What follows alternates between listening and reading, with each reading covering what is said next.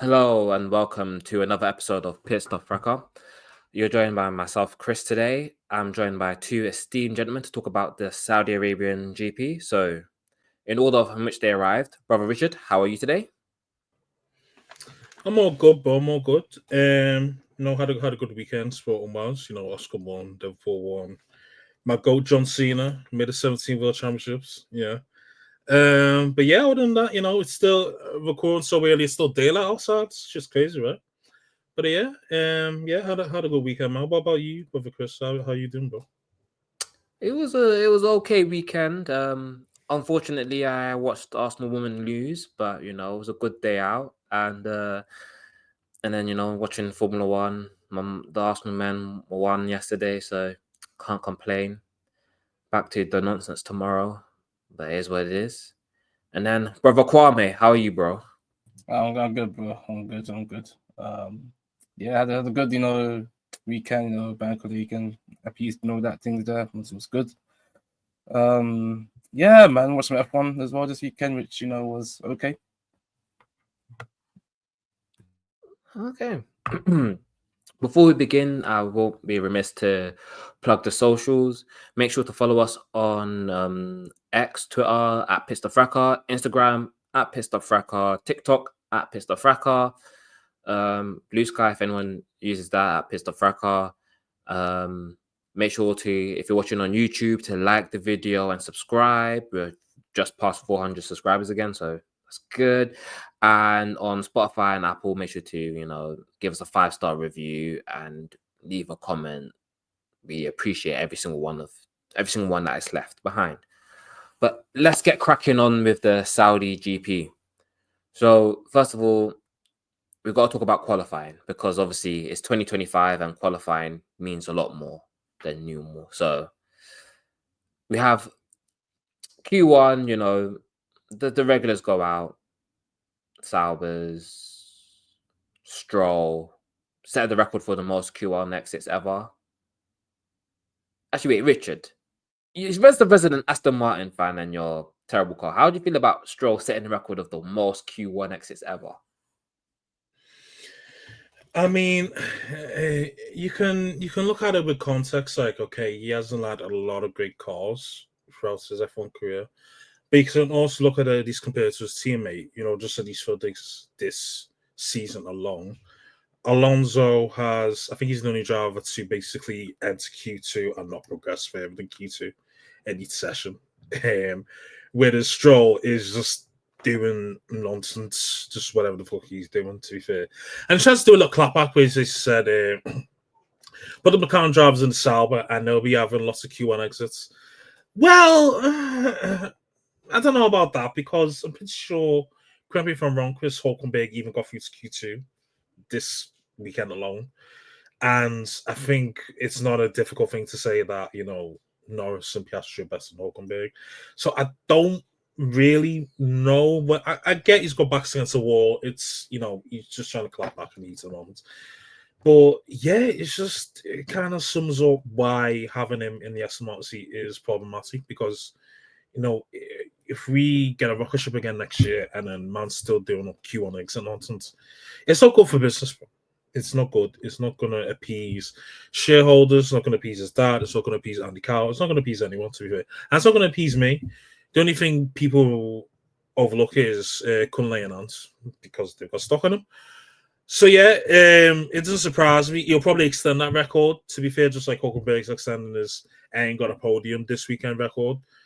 And yeah, it's tanking season, unfortunately. So anything Aston Martin, I'm not seeing anything positive this year. But yeah, that's my take.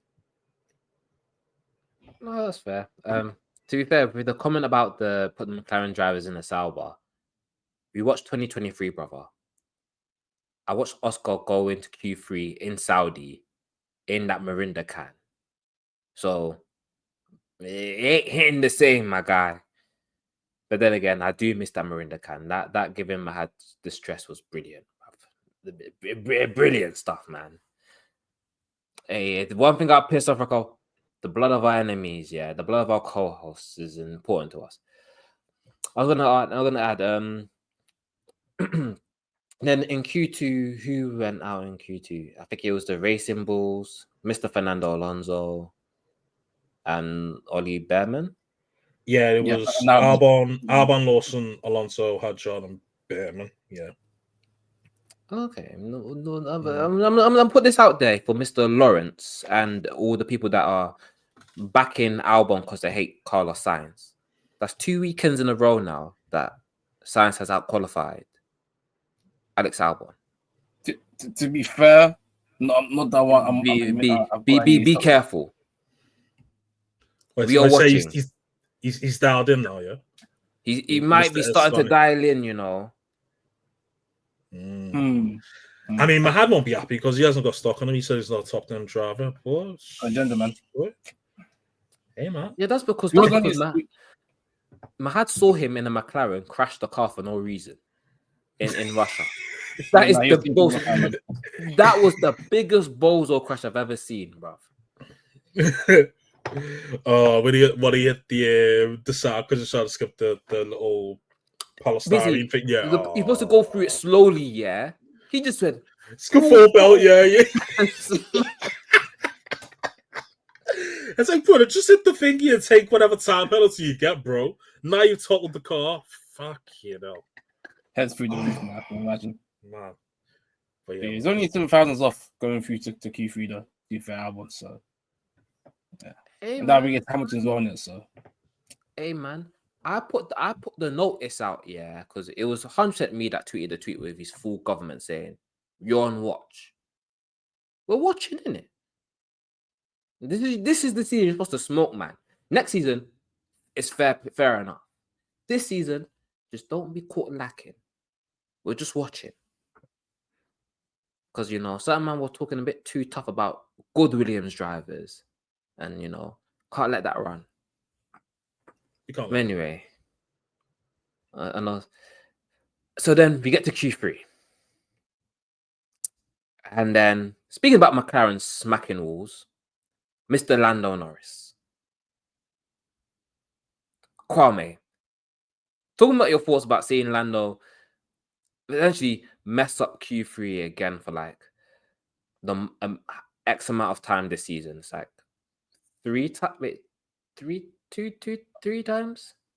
I've lost count Yeah, as well. It's China, Bahrain, and now Saudi. Yeah, but he's absolutely. Wait, what are you talking about? What? How many times you just messed up? How many times his ball quality or messed up? Yeah, he's messed up qualities where it's like not even the front row.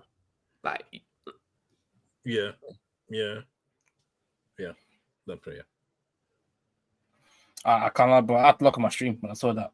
And I haven't got a vested interest in either drivers in this fight, but I just saw and said like how and why. Like the fact as well that Piastri just slapped to get P1 as well, and then you do that. I'm just there like there's a lot of questions so far this season about Lando's mentality and about mindset, but I'm like, well, in Saudi as well, you've been in that. It's just disappointing as well because you're the one you're maybe the experienced driver here in this team. This was an easy, you know, P1 or P2 depending on where you develop against Piastri, and you've just bored it right at the beginning of Q3. And now then you basically de facto P10. It is very disappointing. It is very disappointing that again you're the experienced driver and you're the one making that mistake in Saudi. Again, I get the street circuit, I get the rules are tight, but bringing it, yeah, it's very disappointing.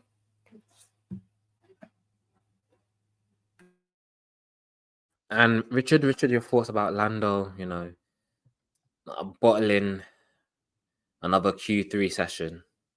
And, you know, the lights were bright and he... Yeah, I mean, I tweeted off the account. Lando's speaking when the lights are bright, man. Because this is unacceptable. This is absolutely unacceptable. I watched Karun Chanduk's analysis of where it went wrong for Lando. And basically, he half-assed, I think it was like turn 1, basically. It wasn't tight enough. So him not being tight enough for turn 1 meant it compromised his entry into the next turn where he took too much care and then he just ends up being into the wall. I mean, you know, Saudi is a very unforgiving track. you know, it's steady punish, it's steady fast, it's steady punishing if you don't get it right. But you can't half arse it, bro. You really can't. This is unacceptable. Because as I said, this is the third time now, but he's messed up in quality and he's doing his best Sergio Perez impression, doing a recovery drive. Like this is essentially what he's doing. I mean, it's okay from a constructor's point of view because Oscar's the one who's holding it down, and then your car is so much quicker than everyone else's, and you know you can just go from like a little P10 to P4 or whatever, so on and so forth. But for your own title aspirations, this may end up costing you because Oscar has now got 3 wins out of 5. Max is still there or thereabouts in his inverted comma tractor. And then what are you doing? You're putting in. Sorry, you was quick all weekend up until that point. Well, you was quick all weekend anyway. But when it matters in Q3, you've been into the wall. Like this isn't acceptable, man. It's really not. It goes to the point you made last week where you said, "Oh, Lando hasn't been through much adversity, so you know when the going gets tough, is basically you know he kind of doesn't know how to handle adversity, basically." Maybe that's right. Maybe that is the case.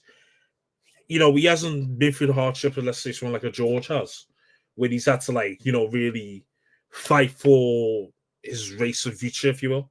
You know, he's got a rich dad, you know, he's just paid for seats, no wishes about finances, whatever. He hasn't really been through that troubling times. He's just been in the McLaren seats ever since. Have the McLaren seat, no championship battles until like Formula 2, really, where it's like, this is tight, this is it. Like, you know, put it this way. Helmut Marko tried to bring him into Red Bull fold, said, nah, brother, I don't need weird old men in my life like this. Like it's like your good eye is focused on Max, you're not focused on me. I don't need this. I got McLaren on my side, so yeah, it's a I know. It's just, you know, it really calls. I don't want to say it too. I want to say it early now, yeah. But summer break, we might have to, if this carries on with Lando, we might have to do assessment on his mentality, if he's really got that dog in him for a championship like this. Because, you know, last season, I'm probably one of the few to probably say this, but I don't feel there was really much of a title fight last season. Like, I'm pretty sure, and I need to assess this properly. From Miami, where he won his first race, up until round about Abu Dhabi, I'm pretty sure the points gap was like, or maybe just before Abu Dhabi, it was about 60-ish, and it kind of stayed like that, despite McLaren having a faster car. That's deadly telling. That's deadly telling, bro. And Miami was early on, like round 6 or whatever it was. So this little proxy title run where people thought, oh yeah, he's gonna kick on this season, bro, it's not looking good, man. It's not looking good. As I said, he's already made 3 mistakes in quali, in race. He's having to scramble with mind. He was displaying low IQ in the race, you know, trying to overtake Hamilton. Okay, look at this, yeah. Look at the way he overtook Lewis, and look at the way Oscar overtook Lewis. That's the difference. That is the difference. So hopefully for Lando's sake, I like Lando, but I haven't got too much stock on him. Hopefully for Lando's sake, he gets it together, and the way Oscar's performed is a bit of a wake-up call for him, because he can't be summoned his way to a World Driver Championship, else it's just, that's it, man. Eventually McLaren are going to look at us, we're going to relegate you to second position, you know, Oscar's going to be the number 1 driver, and then that will be that. So yeah, man, it's steady disappointing to watch. It infuriates me on the pure sense of he's far, when everything's hooked up, he's faster than Oscar. He's still faster than Oscar. So him making mistakes, it's just annoying. And it's one thing where it's like, I'm doing my best to like be like, okay, yeah, last season it was your first time in the club, you're just moving a bit mad. Now, like you've gone through everything. Like there is nothing should be new to you. Your Fugazi title charge last year, like you understood a bit more of what this is about, what it takes to win and be a champion. So right now, this is the moment where you're supposed to like lock in. So like Australia, Oscar Tuxedo was next to you, but you still won and you showed your level above. But since then, it's just been frustrating. And it's one of those things where like conversations you were in beforehand, you're being removed out of again. And it's not good enough, and it's annoying. Because now, like, obviously, going back to quali, we're talking about quali and how in the end it was Max Verstappen getting pole, which was a shock, but not a shock at the same time. Where McLaren in practice were looking crazy, but that's practice. Like, who's overly locked in practice? Not me, bro. You can if you check the Pit Stop Fracas group chat, when people talk about practice in there, I'm the first person to dismiss it. Yeah, so there's people who get way too excited over practice, man. Way too excited. Even when I was seeing one of the practice sessions, Oscar was like 7/10 off on like Norris. I was like, okay, that's nice, but that doesn't mean anything in the grand scheme of things because you don't know how much fuel's in the car, you don't know how it tears up the engine is, and so on and so forth. So just like it doesn't mean anything, man. To be honest with you, also everyone for shameless reasons, but even me, as shameless as can be, as annoying as it could be, even me, I wasn't blowing my horn at everyone. So, Alpine. Hey man, you man got a podium in WEC yesterday, man. Enjoy. Yeah, that. Your son got that, man. Mick, man. Bigger Mick, man. Should be in the car not doing, bro. You know, it is what it is. It is what it is. Don't kill me, man. He's too busy doing races with Matt Armstrong, man. Shit's crazy out here. Hey man, that Mick Schumacher YouTube, but I'm in there. So if you see Pistol Fracker in the comments, yeah, mind your business, yeah. That's cool. You can see his perspective anyway.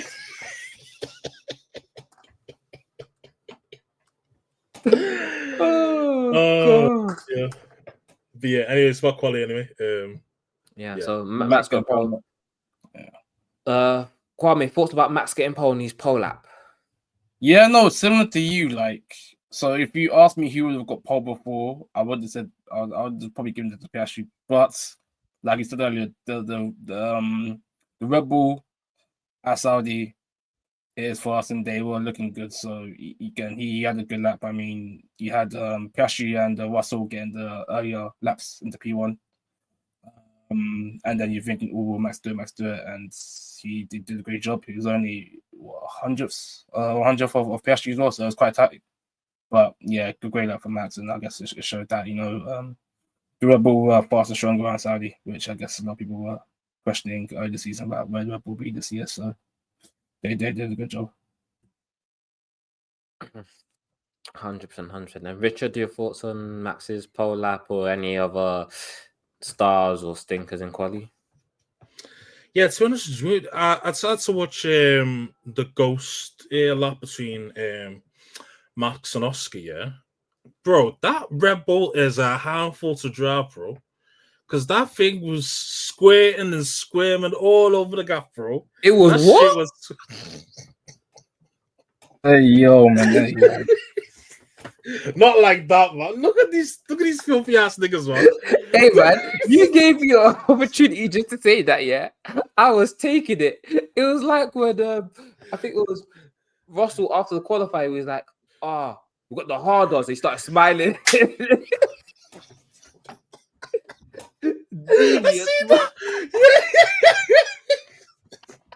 Latley thing coming on out like, this is how you moving here. Bro, Latley was like, you are 27 years old, bro. That's say you freak ass, boy.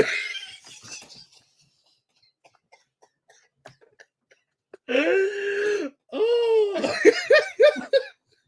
it's the name of the fun now. Oh no, nah, that Red Bull, yeah, is steady trap Pacific, yeah. For now. Specific. Yeah.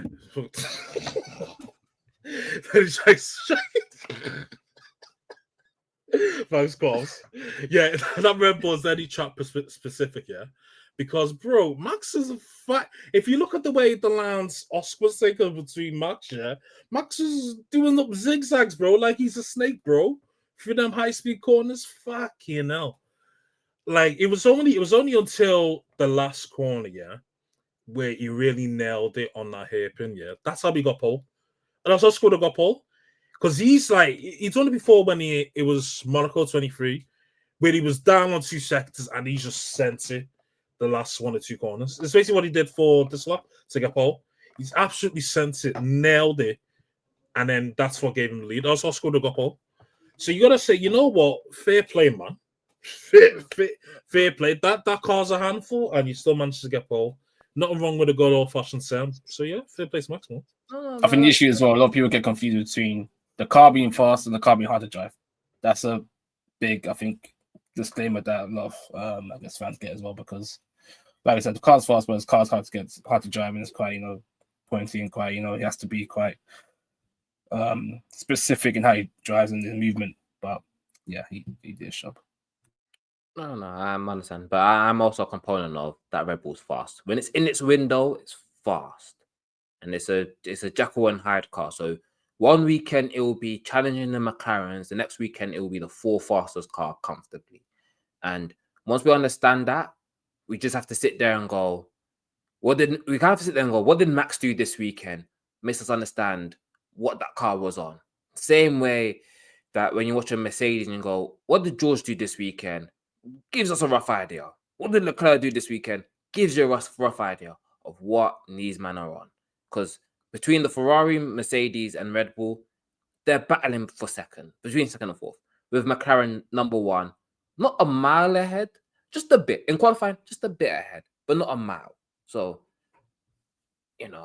and like I gave my props to him, but stop being so disrespectful about the car, bruv.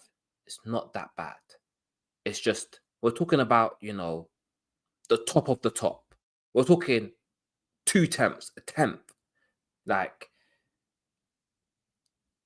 do you know what it is? I think it's because Red Bull haven't built a monster yet.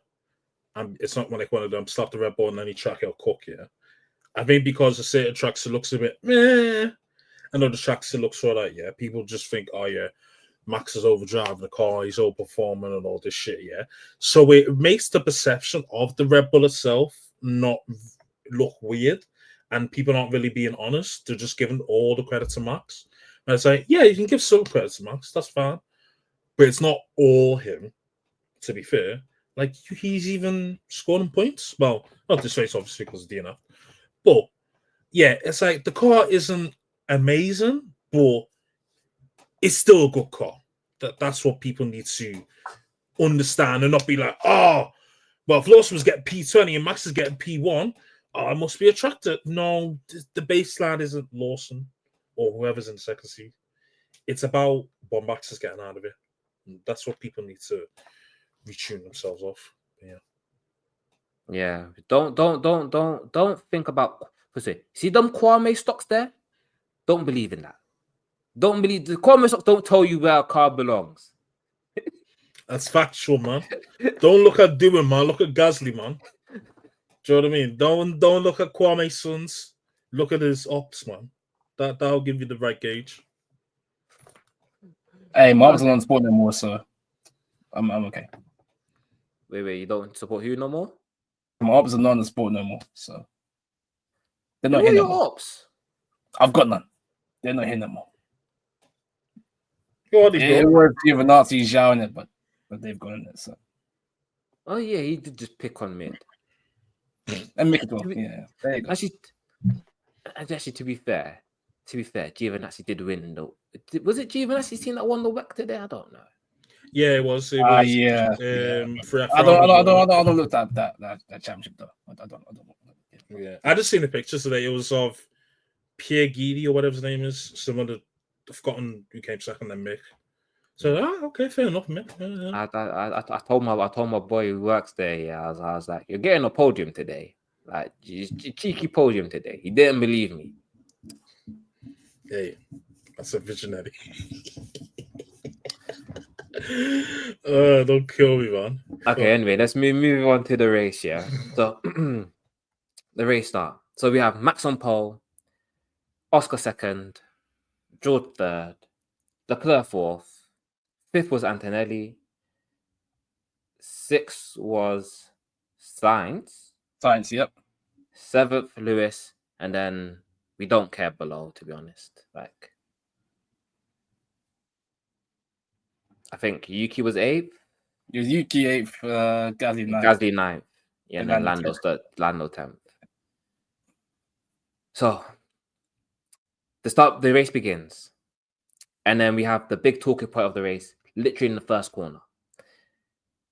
So Richard, talk me through what happened between Mr. Oscar Piastri and Mr. Maximilian Verstappen.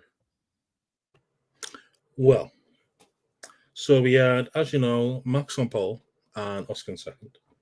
So Oscar is on the inside line, if you will, it's a table, and Max is on the outside line.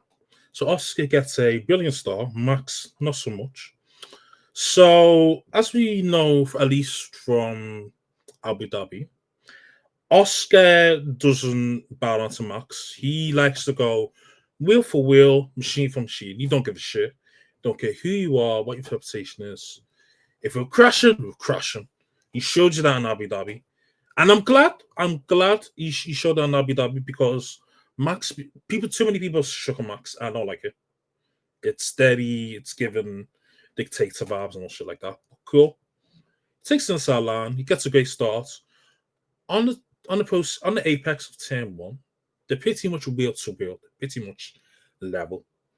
According to the rules, it's Oscar's corner. However, Max has done this thing which more and more people gradually over the years are getting onto and highlighting and pointing out. What Max will do is he'll carry too much speed on the outside and then be like, oh shit, Oscar pushed me off, and then cut the corner and then go on and have an advantage. The thing is, he was never going to make the corner. He knew Wag1 as soon as he had the bad start. He knew Wag1. But he says, you know what? Fuck it. Yeah. Carry too much speed. I'm going to pretend like, I was going to make the corner. He's going to sound like, I was going to make the corner and, sorry. Sorry, yeah. So yeah, he's going to make the corner. And then yeah. Sorry, I was reading the chat. Goes around and he was going to pretend he was going to make the corner, but he had no attempt or interest in making the corner because here's the thing, yeah. If the roles were reversed, what would Max be doing if Oscar did what he did? He'd be shouting on the radio. He was never going to make the corner. He tried to gain an advantage, penalize him. So why is it now that when Max has been maxed, Max has been Verstappen, it's a problem now? He deserved the 5 seconds because he didn't even slow down. He just said, I'm going to cut the corner, I'm going to boot it. Boom. And then that's that. He had no interest in, even though he was told, he had no interest in swapping back positions because he thought he did nothing wrong. Christine Horner thought he did nothing wrong. He was bringing up, the fax machine of the pictures, look at the angles. Well, it's quite interesting you've got photo evidence of that, but you didn't have photo evidence of something else 12 months ago. But that's not here nor there. But yeah. What do you mean? He had the evidence. We all had the evidence. No, we didn't. Allegedly, a lot of people had the evidence. No. Before I criminate myself. Yes. We've seen the tapes. I'm saying conveniently, we didn't see his side of the story. But that's not here nor there. We're not trying to get sued. So yeah, let's Brian Steele. I don't want any problems, bro. Okay, let's leave it at that. But yeah, Brian Steele, we'll be the ones hiring Brian Steele, bro. Well, someone else has hired him in it, so have you not seen the news? No. Oh, you don't know who's just hired Brian Steele? Who? Oh, Mr. Baby. I'll leave us there. Yeah. This pod derailed. Okay, let's get back into the action. Yeah. Yeah. Let's back on topic. Yeah. So yeah. In terms of Max getting the pen, anyway, it was deserved. But there is this lingering question of whether it was long enough, because the tactic is now, if I'm only getting 5 seconds, if I create a big enough of a gap, it's not going to mean anything to me. To be fair, so to be honest with you, after listening to like the race stuff like that, they kind of took it as, because it's first lap incident, 5 seconds was kind of fair, and because it wasn't like maybe cut and dry, that it should be like 10 seconds and so on and so forth, that sort of thing. Yeah, for me, this is not unnew what we've seen from Max. These are the tactics he likes to do when people try and challenge him in terms of wheel-to-wheel combat. And plus, he knows this is kind of turning so far into a quality championship, and it would have been the case today had he not done what he done. He feels like, if I don't get this lead in turn one, I'm finished. I'm absolutely finished. So, to be honest, this is just typical Max terrorism, and he, as you said yesterday, he bottled the race win, pretty much. He bottled the race win, because even if he swapped the pace back, it's possible he might have overtook Piastri and maybe taken the lead. Possible. We don't know that for definite. But if we're just going off the pace that Max had throughout the race, it was pretty level with Oscar for most of it. But there was times where Max was like a couple times quicker. I think Oscar finished, only 3 seconds out of Max. You say, okay, yeah, he probably bottled a race win, but I say all that to say this, yeah. I'm glad more people are getting onto Max and his terrorism, and I'm glad Oscar didn't back down, because if that was Norris, he would have just let him slide through. And then Max would have won a race, hunky dory, all that jazz. So, yeah, this is going to be a common theme for the season, to be honest with you. I just hope that if it does result in a DNF or whatever, that my boy doesn't get affected, because I want my boy to win the championship. So, yeah, it's just not a new from Max, really. Okay, Kwame, your thoughts on the Max and Oscar incident? I feel like kind of the same old Max, really. I mean, the house is back at it again. They went down to the first corner. I think Richard kind of explained Max's tactic well, but he does this thing where he will send it, so he will try to break late, in a sense of makes it look like that he's going to push him off, essentially.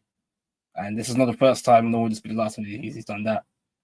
And respect to Oscar, because Oscar could have easily backed down or just given the space, but instead Max saw the runoff and decided to go off, and then obviously got past him, and then tried to do the whole victim blaming of try to push me off and obviously the team tried to back him as well. I think the key thing as well was the 5-second penalty. I think so 10 seconds, the penalty that they gave to him. I thought that's the key thing that definitely did change the race, because like I said earlier, if he decided to try to overtake him properly, or decided to hold down the place, penalty would have been added, and he probably still would have got away.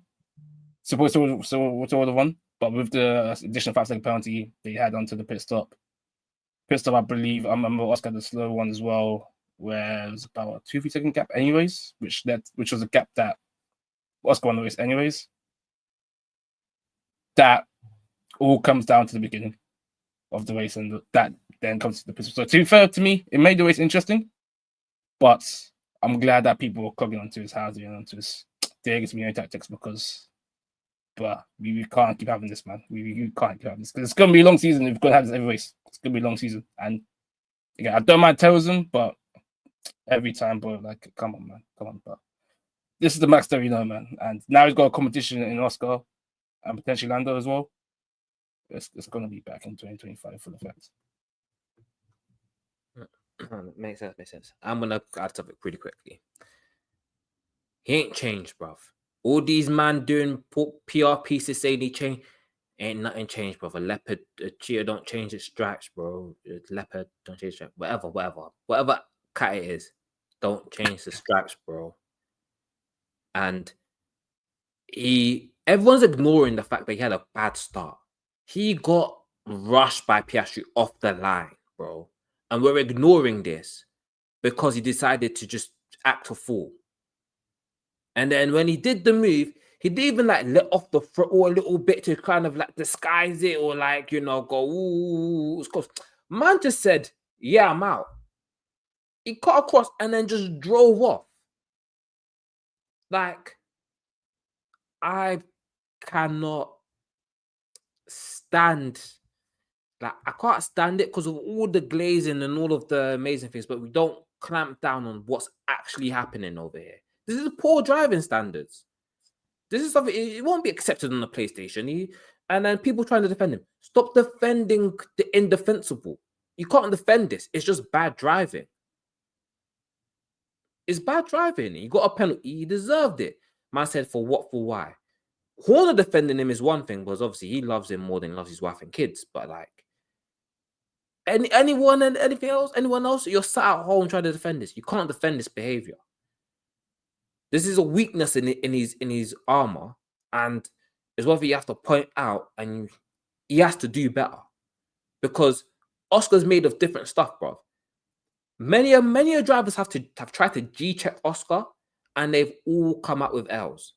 Russell's tried it, Leclerc's tried it, and now Verstappen's tried it. They've all come out with L's. Oscar's made of real stuff. So, like, move correct. You man now know what he's about. Act accordingly. Like, you know, all this nonsense, all this drama, ignoring the fact that he bottled a race start and he's bottled a pole position. We get onto Lando. All of these starts last season, we were cooking Lando about this. Well, Max, that's strike one, brother. Any more of these, we will be there because we believe in equal treatment. Everyone could hold smoke. So we will be there. Must have banned and chalk, yeah? Say nothing, bro. Any chance to slander this guy, bro? I was waiting patiently in the darkness, you know, just there in the shadows, just going, watching the glaze go on. I was like, just wait me, bro.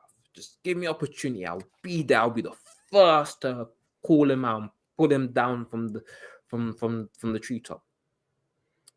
The time has come, bro. So yeah, man, it's one thing where people not paying attention to the fact that he bottled a race start and he bottled a race win. He essentially quit. Essentially, in my opinion, he essentially quit. Like when it happened, yeah, it reminded me of that meme of the guy playing COD. Yeah, got upstairs. He 4 guys come through and then he just quits. He just rage quits. That's what it reminded me of. That's how, like, the way he just decided to. Nah, I'm not gonna fight Oscar today. But again, like I said, if this is an F1 lobby, that car would ghost and people would not be expecting it. I give Oscar respect though, because it does show pure Aussie grit, you know, and like, determination, and just the fact that that mindset where he's like, I'm not phased by Max's shenanigans. I'm not phased by, because obviously the mind games and all that stuff's gonna happen in it. So I expect that first lap, that then phase and pushed him off, and he just kept doing this thing in it. Just kept it nonchalant. I told you about suffering, bro. Watch his Freck championship and his F3 championship. It wasn't like F2 where he just blew everyone away. There was suffering involved. It builds you as a driver and a racer. When you suffer, when you're fighting with Victor Martins, Logan Sargent, Theo Pourchaire, he was fighting with these guys on the way up. So it's a bit different than when you've had it relatively easy. It's just you're built a sterner stuff. So, and that's what he is. And then a second incident in lap 1 between 2 of Kwame's faves, Gasly in the Alpine, and then Mr. Yuki Tsunoda in the Red Bull. So that led to both of them retiring. So whose fault is it? And talk to me what happened, Kwame. But both of them two came out afterwards and said the race incident, and they all cool with it. So I expect that mentality is friends in it. Because if that was my boy, I'll be beefing him in it. So I expect that both of them two came out and they shook hands and said, "Hey, it's all good." Essentially, if I was to put a blame on the driver, I mean, they would say first lap racing incident, but I'll probably say more on Yuki if I had to put it onto a driver. Gasly went out wide on the corner too far and did give him quite a lot of space, and then Yuki just clipped him and then spun. Gasly had more damage, so he was retired from the get go. Yuki tried to drive one and then retired. But yeah, so it's a race lap. First lap race incident. I've had to put the blame on Yuki because Gasly gave him a lot of space on the outside to do the overtake. He tried to again go a bit wider and just clipped him. So yeah, but it's a shame though because both of them two would be on for points. I'll say so. So yeah, it's a shame.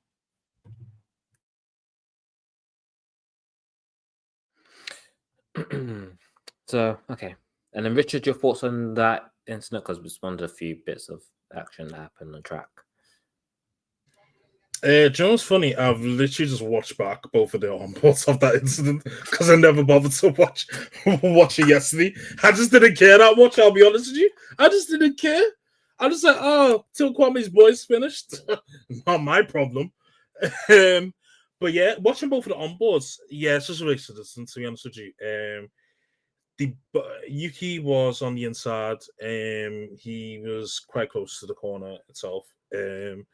And Gasly didn't take like a tight line or anything. It's just an force to come together. That's it, really. Race incident, both didn't get punished apart from DNFs. And they're both boys, so it kind of helps in terms of not even being angry at each other. So yeah, it's just one of them things, man. That makes sense. Okay, let's carry on through the race, where we could talk about some drivers that go through race because obviously, in the end, the start kind of decided the race in a sense where because of that penalty, Oscar got back ahead. He went on to win the race, so that's 3 race wins in the first 5 races. Max Verstappen second, and a first podium for Mr. Charles Leclerc. I know Richard doesn't want to say anything about Charles Leclerc in a sense. So I can be unbiased. I can be unbiased. I love a good slander session, but I can be unbiased. What? So you want me to talk about Charles Leclerc then? So yeah, talk about Charles' race. His first podium of the season, coming from 4th, finishing 3rd. You know, yeah. I mean, to be honest with you, because I was watching a lap time. Because me, I like to do the ultra nerdy shit. I like to watch the lap times as they go on throughout the race. And to be honest, Charles was probably the quickest driver on track today. I'll be honest with you.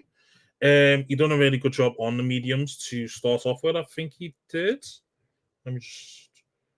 I don't know. Give the listeners any misinformation. Just bringing up the Pirelli stats. Yeah. He did 29 laps on the mediums. Did a great job for them to make him last this long. Great tire management as well as great race pace in terms of balancing that. And he switched onto the hards and he was still very quick. So yeah, Chris, you can probably speak more to this. I don't know if it's because it was just one of those things. I don't know if it's because of the tire deck, to be fair. Why he was doing so well compared to the rest of the field, especially against Lewis, to be honest with you. Because I was like, oh, is Shaw cooking his tires and eventually going to fall off? But he didn't at any point. So I was like, you know what? Fair enough. He was rapid, to be fair. So yeah, I'll give him his small props, to be honest with you. And he got Ferrari's first podium of the season, which I didn't even know. I thought do I have a podium this year, but I guess the sprint race kind of skewed my brain a bit. So yeah, you did a good job, man. Fair enough. But I'm still going to be on your ass if you stink, though. Just know that. Comment if you quickly to add on Leclerc. Nah, I feel like I said, I think Richard touched on perfect. I feel like that first stint he did on the mediums did a very good job, lasting 30 laps on the mediums. So most guys were pitting about lap 24 roughly. So he did extra 6 laps and he was still lapping very quick as well. So I feel like that's why he made a lot of this pace as well. And then on the hards, they were just as good. They didn't drop off like Mercedes did Russell, which is another topic. But yeah, had a great race, just comfortable. And I know there's some guys in the GC were questioning Ferrari's pit stop strategy, but it paid off for them in the end. It paid off for them, and they got their first podium this season. So yeah, kudos to Charles for that. No, yeah, it was honestly a great drive, very consistent. The car has good race pace, well, at least compared to the Mercedes, and he was hanging in there. He was the second stint, he was faster than Max because the good work he did in the first stint. It dispatched Russell well. Like he's found something in the car that gets him in his little happy spot, and the upgrades have worked because they're more competitive. They've been more competitive in Bahrain and here. So, good job. And it's funny because if you go off of like tweets and social media, you'd think that Leclerc had the most horrible triple header the world's ever seen. But he has 2 fourths and a third. That's pretty solid work. Like, the only people that have done better is Oscar. Is that Oscar, Max, George? Yeah, that's it. I'll say. And Lando. Yeah. Lando on paper maybe, but Lando. No, not Lando actually, because Japan doesn't really count because that was just a procession. Yeah. But for Bahrain, he wasn't the best, to be honest with you. He couldn't get past George on knackered softs, bro. And it's just like, it was a bit of it's one of those ones where you see we come out of that triple head and go, the curve was good and Ferrari have made progress. We won't talk about the other side of the garage. That's for another day. We won't feed a certain cast member. Look, he's been fed enough, bro. If he comes in and starts talking, I'll tell him. If you want to do that, host your own pod.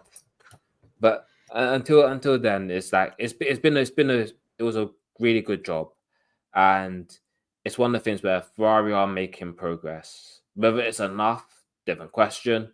But hey, it worked out this weekend. And then in this random championship where these cars go battle between being second or fourth fastest, we'll see what happens in Miami. And then you can go back quickly on Lando Norris's race, where he started on the hards, made his way up, but Lord have mercy. Him and Lewis was a disaster.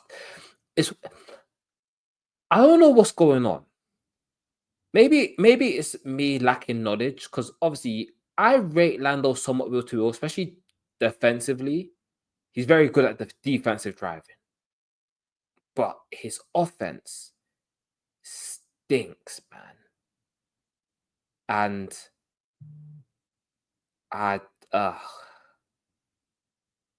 it's not good, man. It's bro. That when I was seeing him struggle to get past Lewis for about 3 laps because he kept like overtaking him like after the DRS section now. After the DRX, after. So on the main straight, he was basically giving Lewis DRX to just repass him again, and he done like a good 2 feet down. You're just like, oh my god, just put him down, man. Just put the dog down, man. He's got rabies. Put the dog down, man. It was just so painful to just see such bad racing IQ. Like bloody hell, if you watch gameplay, which probably Lando doesn't.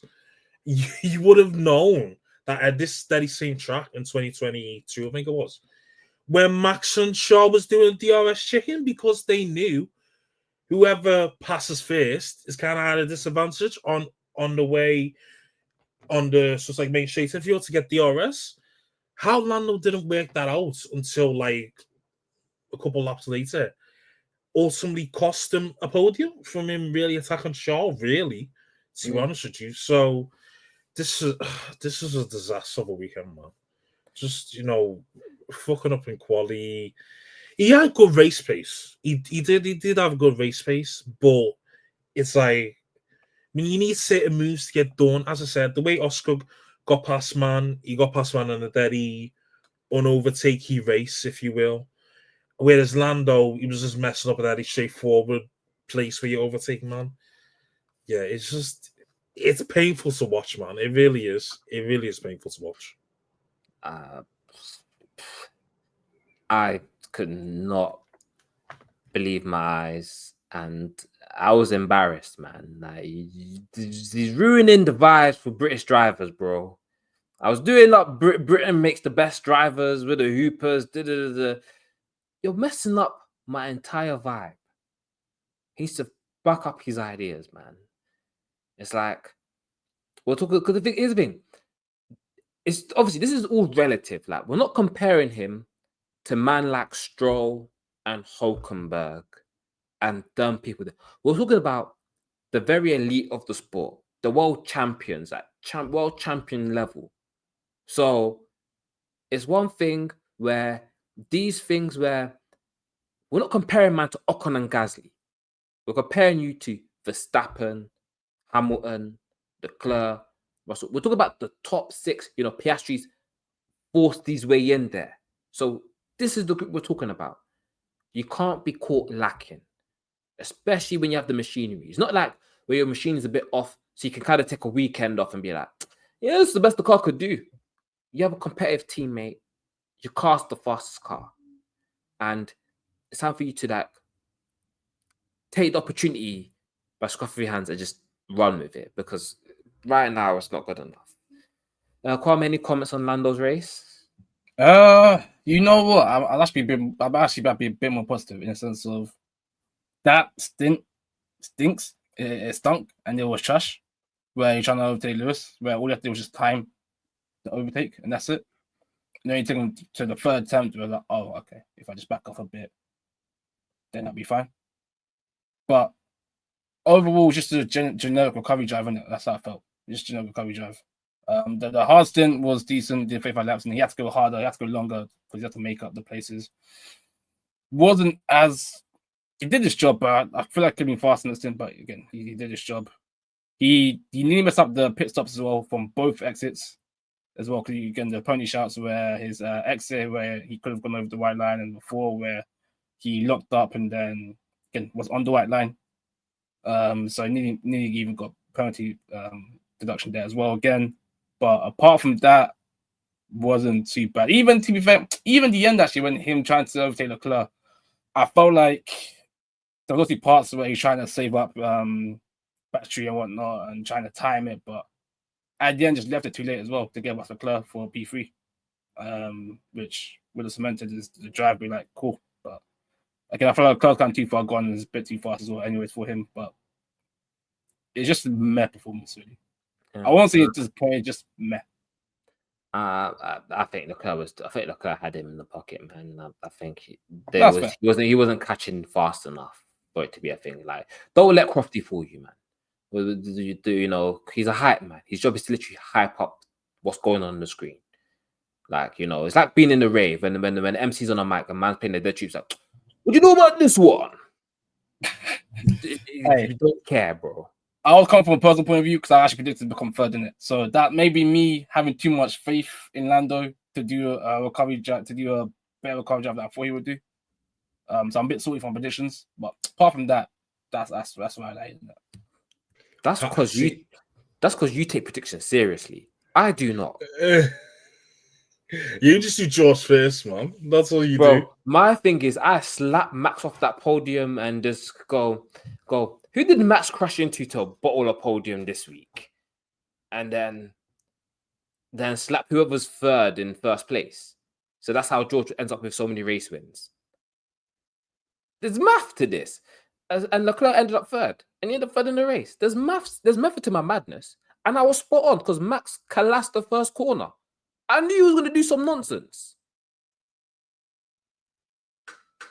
Anyway. Yeah. I know. It's funny because I put... Yeah, before we move on, I just said it's funny because I put down Lando P4 because I just thought, you know what, yeah. I can just see George holding up man again, And then Mercedes just didn't have the pace. So I was like, amount. Mercedes, they cooked their tires. What happened? From what my understanding is, they were slow. George saw that Red Bull were fast and was like, "Nah, I can fight with these man. I can hang with these man," and kind of cooked his tires. And then, but the thing is, both of them cooked their tires, which is crazy when they both cooked their tires. When we have Ocon and Bortoletto doing 48 and 49 laps on hards. So again, Mercedes AMG Petronas. I don't know what's going on. And you know, the signs were there from when I heard that George said it could be between a 1-stop and a 2-stop. Him saying that should have been a red flag in my mind of these men are going to do something stupid. But again, I didn't pay attention, so that's on me. Anyway, let's go on to driver of the day. So Richard, your driver of the day. Ooh, driver of the day. I'll do my annual praise my up once a year thing, and I'll give it to Charles. Yeah, showed terrific pace today. Done really, really well on the mediums to stretch up 29 laps. Then again, you could look up around and be like, "Oh, Jarvis shouldn't be capable of doing that." As said before, with the 49 lap hards, I think what is it, Bortoletto, and a couple of the man done that as well. Yeah, so you could have said, "Oh, maybe the tire composition would have been softer," but regardless of that, Charles, you've done the best of the situation was given, and he managed to get podium. So fair enough to him. This is the only time I'm going to praise you this season. Any other time, I'm just going to find some weak points to slander you. So yeah, driver of the day, Charles. Kwame, driver of the day. I'm going to be different here, but I'll give him as props as you can because you ain't spoken about him so far. Carlos Sainz. I'll give the Williams their props, man. They did their thing. They're all right. They were decent. So, I mean, P6 and quali, P8 held on to the points as well. They were fighting up for 100 in the midfield. Double points for them. It's basically a victory for them in that midfield. So, and they overtook Castle on it. So, yeah. Right. I'm going with Isaac Hadjar because, you know, got the last remaining point, made progress, dunked on Alonso. If you deny Alonso points, you're my guy. And I told everyone before the season began, I put on my ranking sheet, top 10 driver. I'm sticking with it. Smacked Lawson's head in the race. Got a point. Was held behind the Williams just because they were playing DRS trains. So I won't complain. A good solid drive, and the unfancied rookie has gone on to, you know, another quick session. So, hey, you know, we're eating good. The people who bought stock, we're eating good. Like, you know, you man weren't there. You man weren't there for across the car. You man weren't there. We were there. We suffered. And now we get to eat. And then for the Latifi Dior, for the poor performance, whether it's from team, driver, X, Y, and Z, he's that just think of the day, Richard.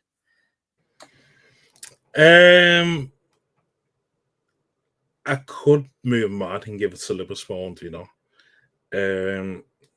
Anyone outside the points I didn't really pay attention to. So I'm actually going to give it to Lando because that performance was semi-revolting, to be honest. Like, it's getting to that point where your recovery drives are getting a bit too, as I said, Sergio Perez-ish.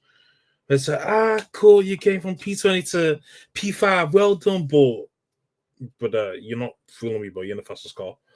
Yeah, it was just, some of the things he was doing, like with the not being able to overtake Lewis properly, even if you want to take it to quali, him fumbling the quali as well, and then him not overtaking Lewis properly, many couldn't touch Shaw properly in the end. Yeah, I'm not going to give it to Norris, man. I'll be honest with you. While your teammates come for you up front, it's not good enough, man. I'm sorry. Kwame? I'm going to give two if I can. One of them I'm pretty sure happened. I saw Hassel doing team orders for P13, P14. Yes, they did do team orders for P13, P14. The Williams is fair enough, but that's like cool. You're doing it for points. You're doing it for double points here. I understand that. And Hadjar was on you. And Hadja was faster than you, man. So I hear that. But for P14, like, bro, you're fighting off the Sabers, you're fighting off Doing, you're fighting off Short. Come on, man. Like, it made sense because Ocon pitted on lap 1 and slapped hards on, and then Behrman did the conventional strategy. He said fresh hards. It's like it was basically get out of the way. He's faster because he's on the better strategy than you. So just I get that, but what are you fighting for though? Just in case something happens. Say no more. Bang on safe score. I hear it then. I hear it. My other one, Jack Doon. Fair enough. Look, I'm giving no reason for that. I'm just putting that out there. The pace he had, like literally every time I watch the race, I see man get overtaken. I'm like, but this stinks because you were over points. If Gasly did not get crashed out by UK, you've got points. You would have got points. And now see man finding it back between Bortoleto and Shaw. Like, come on, man. Do you know what's mad as well? Yeah, I didn't even know man pitted again for Hards as well. You know. Yeah, they're the 2-stop. Yeah, so he paired at the beginning and he paired halfway through. Yeah. Lafayette pitted again for Hards. That's correct. Well, Bortoleto, I don't know what the time got was. Actually went all the way, and so did Ocon. That's crazy, you know. Yeah. That's crazy. You just your boy, you know. He's my boy. I'm not gonna deny he's my boy, but I bought stocks by default in it. But I'm not gonna try and claim that that's shameless. But like we were fast weekend. The track suited us as well, and yeah, man was just slow. Every time I saw the on feed, he's getting overtaken. Seeing get overtaken by Lawson, seeing get overtaken by Behrman, seeing get overtaken, but I was just like, bro, this is poor. And you fight really well. Carmen, can I ask you something? Go for it. Have you ever bought Oscar Piastri stocks? No, I didn't actually. I never did. I never did. No. Okay. No. I'm painting a picture. Don't mind me. Don't. No, okay. I never did. When did you purchase Mick Do and Son stocks? As soon as he got announced to be a driver for RP. I never actually rated the guy, to be fair, but he's gonna drive for our team. I thought, let me just buy stocks, man. Let me just buy stocks in the academy driver, man. Do you recall what year that was? Well, last year. Oh, last year. Oh, okay. Yeah. So what you're doing is you lost one Australian and then you decided to support another one as Copium. Yep. Factors. Right. Good to know you're still shameless, brother. Just thanks for the answer. I just wanted to double check how shameless you really was, and you gave me the answers I expected. Yeah. No problem. Yeah. Got it, King. It's your world. Yeah, sorry, Chris, carry on. I just wanted to lots of qualms. I am just disgusted by that behavior, but we move. Oh shit! My stinker of the day belongs to Liam Lawson because you outqualified your teammate, ended up behind, and got a 10-second penalty for no reason. As in, the overtake was done. You DRS past someone doing on the straight, and then you missed the corner for no reason. Like, what are we doing here? You actually didn't even need to brake late. The move was done.